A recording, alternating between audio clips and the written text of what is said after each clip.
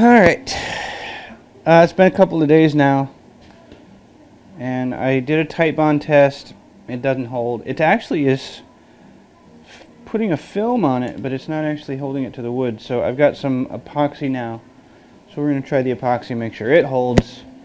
In the meantime, while that's drying, we're going to mark out and cut some more of these little inlay bits. Luckily I've got quite a lot of this, so we're okay there. This time around, I think what I would like to do, let me think. What I would probably like to do is, I'm trying to kind of ease some of the amount of effort that it takes to get these. What I think I'll do is I'll mark the widest and set a fence type thing and try to cut a strip to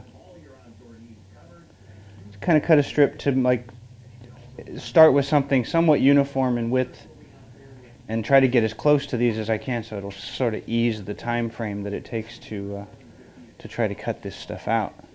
So what I'll do is I think we'll take the widest one along a straight edge here, and then I'll mark a I'll make a nice mark for oversizing it. So if I cut in the middle of, maybe a little more than, actually we'll go to the more than, and I think, yeah, that's what I think we'll do. I'll just cut a strip. Whatever's left over I can still find a way to use. I was kind of maximizing my consumption rate, but I think it'd be better to just cut a long strip, and I think that's going to save me some time and frustration and endurance to get a decent time frame on this. So I'll just cut this as wide as the widest one, even though there aren't very many at that width. Many of them are not far from that width. That didn't mark for crap. I think my problem is just a lack of fluid in my. There we go.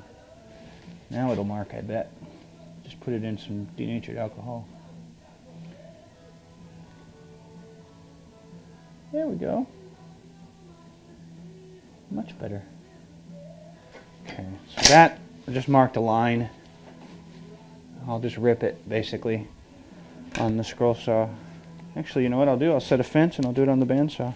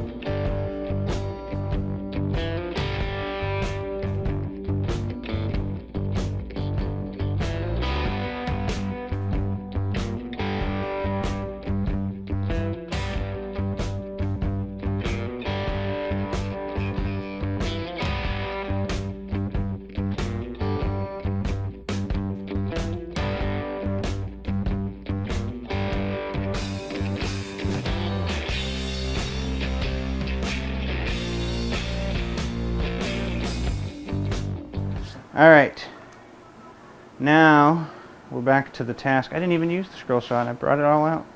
Not going to need it.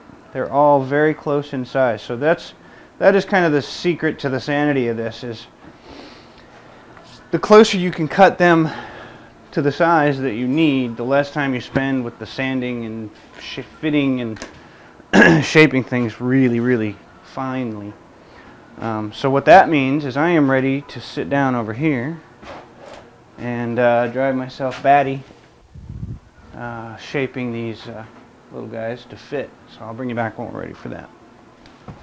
Alright, so you saw this setup the last time I did this. I've just got my 1, 2, 3 blocks with a little ledge so I can take the inlay bit, put it against it, and then I've got my square block, little tape, and some adhesive sandpaper, sticky back sandpaper, to shape these down nice and finely, nice and close. The tape is to offset the thickness of the sandpaper so that I don't scratch up my 1, 2, 3 blocks, which works pretty well. So we're going to basically do the exact same process I did last time. It's a game of straighten up one long edge, square up one short end to that long edge, then get us to a final length, and then get us to a final width. So the best way I have found to make sure I have something cut and shaped straight is to mark a line on it with the Sharpie. Just cover the end with a Sharpie and stick it on there. Set the sandpaper on it and take a cut. Check it out. Now see how close we are. We've got just the end here. Needs some more. I'm going to bring you guys in. You can see this a little bit better because a lot of this is just shaping. So I marked this end, you see, and I took one quick pass, and we've basically taken all off of this end and just a little left on that end, so we're very close. So we'll take another pass at it. Now we've got a little less, so we'll just, and I'm going to take as little as I possibly can to get a decent face, because these things are very close to their dimension, but you'll see now the line is all gone. So we've got this, and I used this end to square it, or to straighten it, so I'm going to use that to square it as well. So I'll take and mark this as well, and you can see it's a rough markage. It's because it's the bandsaw cut. So just kind of, I'm sort of shoving it in there really well so that it gets down into those crevices pretty good. So now I have that end. I can take the freshly cut side, put it against my fence, take a pass.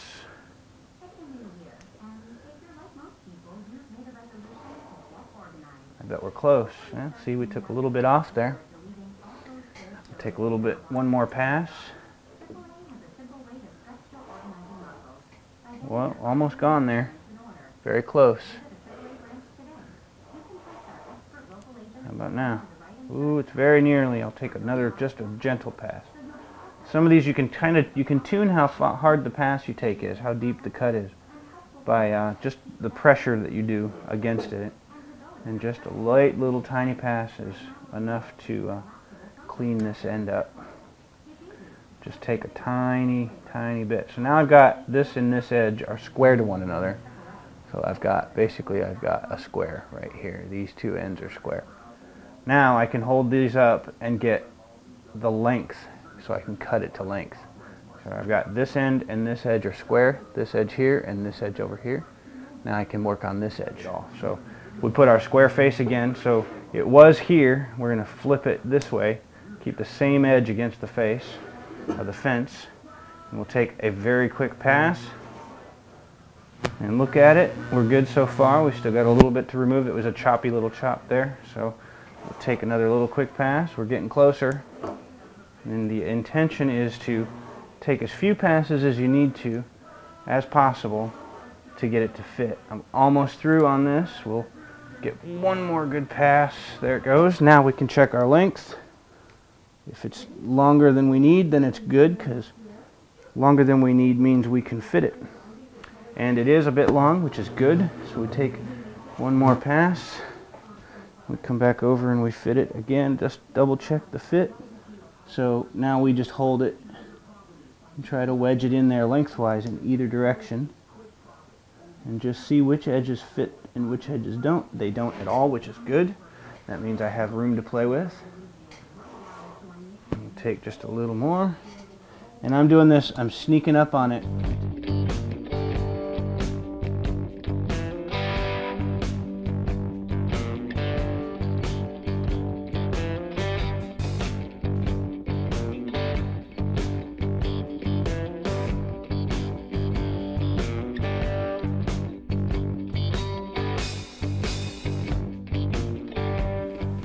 Alright, we have one of our inlays done. Fitted. It fits beautifully in either direction, which is good. And that's done. We're doing the next one now. So it's second verse, same as the first.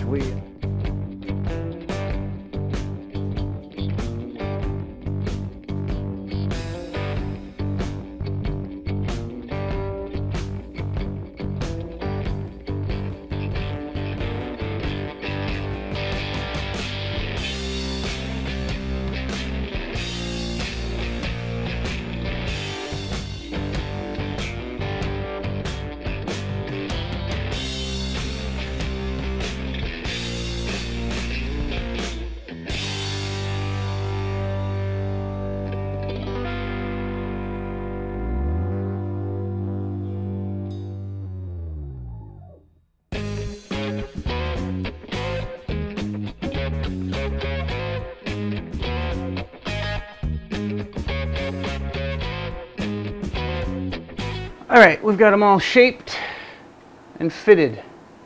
So tomorrow, I'm not going to do this tonight because I'm sleepy and it's almost bedtime. So I've got them in here ready to go, all set. So let's see if I can't get a good shot here. I can't. There we go. Got them all in there.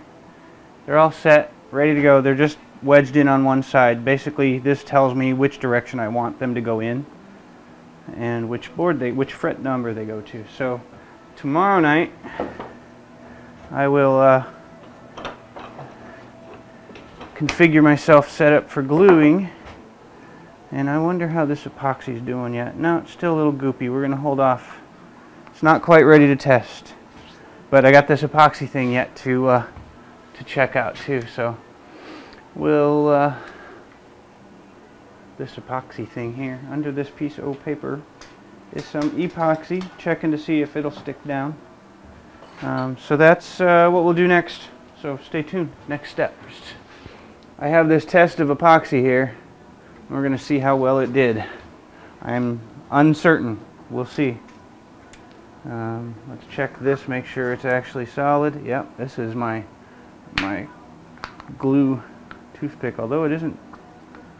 It's a little goopy. I wonder if it was too cold. But it's something. So we can take our plastic little clamp off and our paper. And no, not good enough. Nowhere near good enough. Not even. So I think I have a bad mix though. So I'm going to try another test before I put these in. I'm not going to chance it. So okay, while I'm waiting for the epoxy test to dry, we're going to do a pickup cutout test here. I've got my 1/4 inch bit and my 1/2 inch guide collar here, and we're going to route out first the deeper pockets. These should go, I'm going to put them through, and then we'll route the shorter pockets after I pop these spacers out. So the first thing I need to do is set my depth. I need to get below my surface here.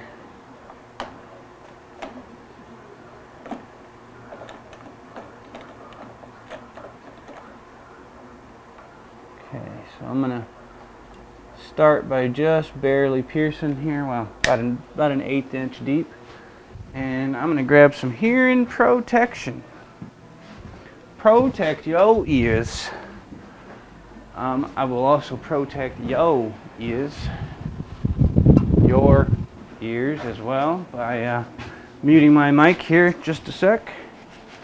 And we'll start routing out some slots here.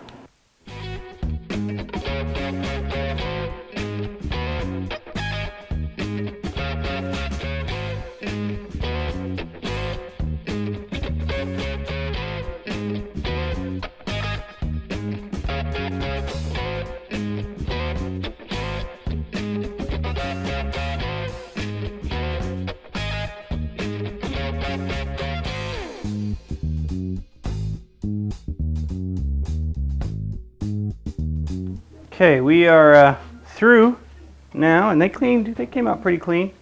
The next thing we need to do then is we got to pop those little buggers out of there somehow. Now we're going to set our final depth here, and set it up a ways here. Hold on, let's get it. We'll just put it in there about 3/8 of an inch or so. Okay, we're ready for the rest of the field to get routed now. I'm going to go on this one first, and we'll see what kind of fun that is.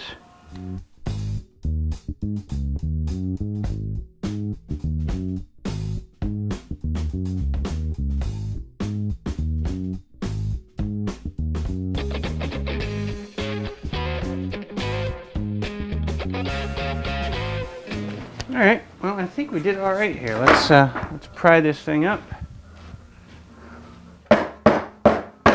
And the main thing we're doing here is to make sure that these pockets that get routed fit the pickups. So we're just playing around with some scrap here for the moment. And I will say that the hole is pretty clean. So we go here to, which one are you? This one, I think, is bridge. This is bridge. So that's this one here. So we'll take this out, and we'll see how well it fits down in here. That seems like it'll do. Yeah, that'll do. And I think the ultimate thing is just figuring out how deep I actually need it. And then my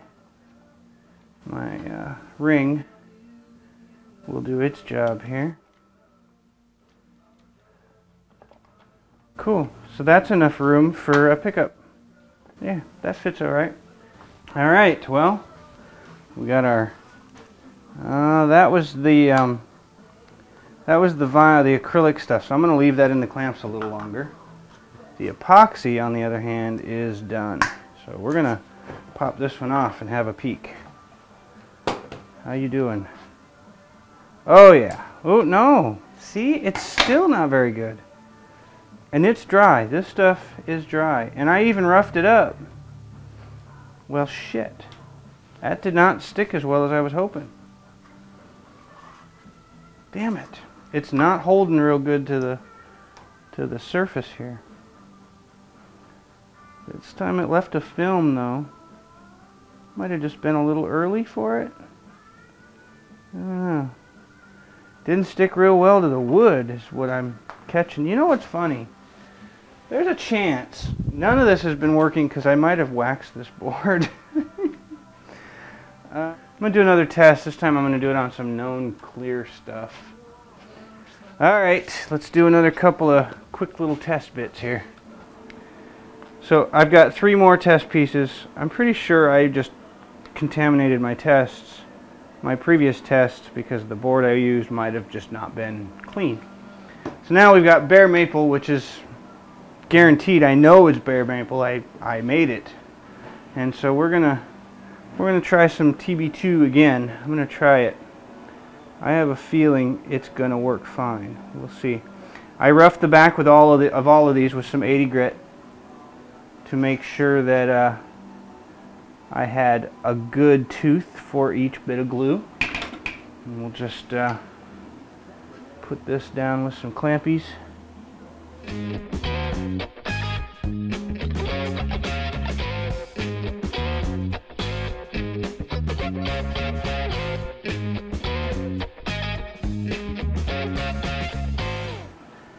we're gonna leave that sit. I'm gonna leave them both. I'm gonna leave all of them overnight, I think, this time, just to not play around anymore.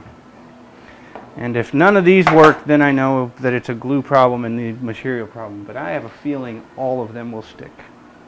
So we'll bring you back when this stuff is all dry. Alright, it's the next day. We're going to see. I'm going to go in order of what I think is most likely to be success. We'll see how epoxy is holding. Oh yeah, that's on there. There is no getting that one off. So we know epoxy is a possibility. I figured I had contaminated lumber there. So this is that weird acrylic stuff. I'd be surprised. Yeah, that doesn't hold worth a crap. I can't get it to break. Oh, there we go. That took a lot of force though. I nearly hurt my finger. So epoxy is number one. Let's see how Titebond is doing. Nope, not even close. So epoxy it is. Everybody who thought epoxy was it from the beginning, especially you experienced guys, you were right. I learned. So now there's no question. We're using epoxy. Okay, so the first thing I got to do again, is tape off this whole thing. I want to mask all the glue line, or all the fret slots, so that they don't get any epoxy in them. Just a prudent measure to be safe.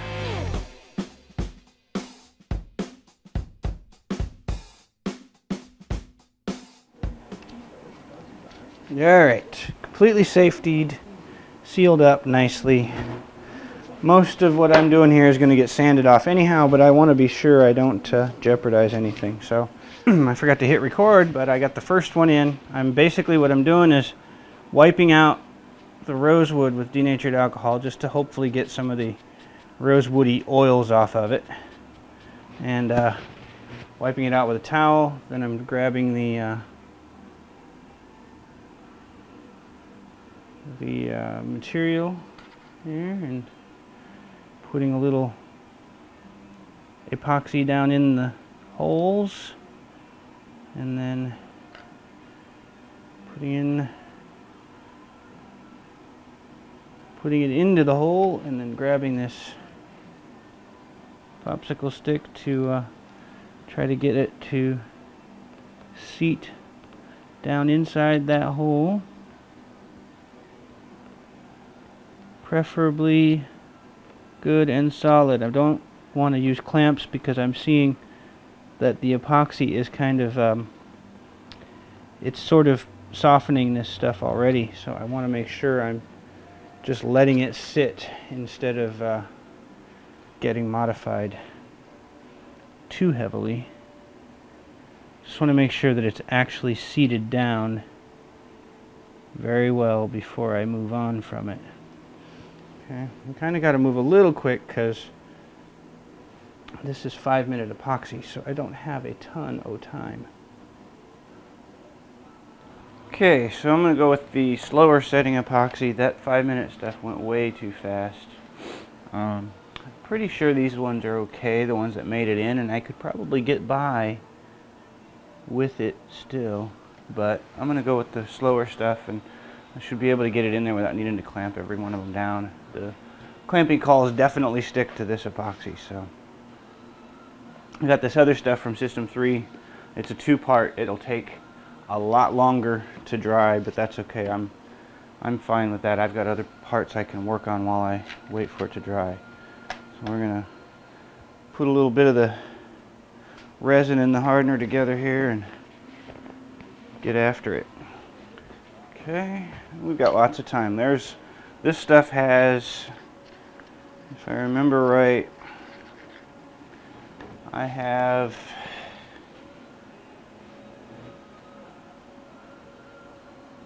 at least 30 minutes, if not 60, to play with on this, so I have lots of time.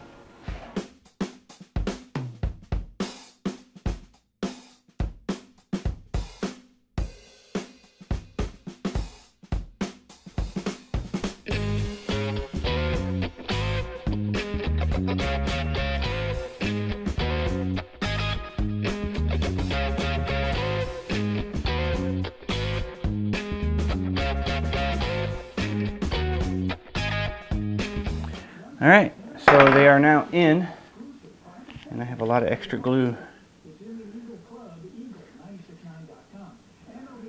It's okay though, we're going to leave it sit just like that. I think we're good to go now. I'm actually pleased. This one, we'll see what happens when it comes out, but I think we're good. Cool, okay. We are now glued in, so we'll let that dry.